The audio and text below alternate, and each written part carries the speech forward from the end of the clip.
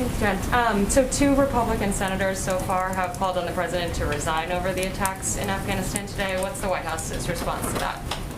Where are their priorities? Their priorities should be with the Americans who are trapped. We need to get them out. We need to stand by our allies in Afghanistan, and we need this president to resign. He has proven that he is incompetent and he's incapable of leading this nation. Colleagues have said that the president's actions in recent days mean that he should be impeached or that he should resign. Do you agree with those calls for impeachment or resignation? Extremely frustrated with this president. As I said, if you want to be president of the free world, you have to have the faith, the trust, and the confidence of the American public. President Biden lost that yesterday. There will be a day of reckoning, and we have a constitutional rights.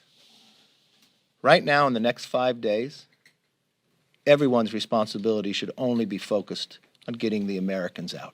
When that day passes, we can take up anything that to hold accountable for the actions that have been taken, the lies that have been given, the misdecisions that have put Americans in harm's way, and a decision to leave Americans behind. That choice and that answer should never be given as a president of the United States. Yes, ma'am. We cannot afford to continue to go down this path where the Taliban calls the shots and sleepy, sluggish Joe acts like their little puppet. He needs to resign now. The world needs America to have real leadership. And if he refuses to resign, we will take action. Kamala and Nancy can follow him out the dang door. I would say first, this is a day where U.S. service members, 12 of them, lost their lives at the hands of terrorists. It's not a day for politics, and we would expect that any American, whether they're elected or not, would stand with us in our commitment to going after and fighting and killing those terrorists wherever they live, and to honoring the memory of service members, and that's what this day is for. Just to clarify, since you said you were with him, how was he? How was his mood? How was he in dealing with all these, with the incoming information? How was he in asking the questions of military commanders?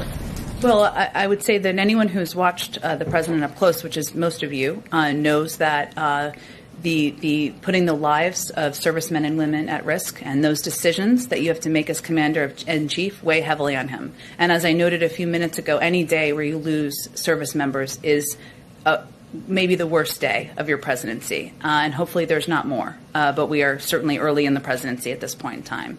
So I would say, he was somber and, as he said today, outraged at these terrorists taking the lives of service members.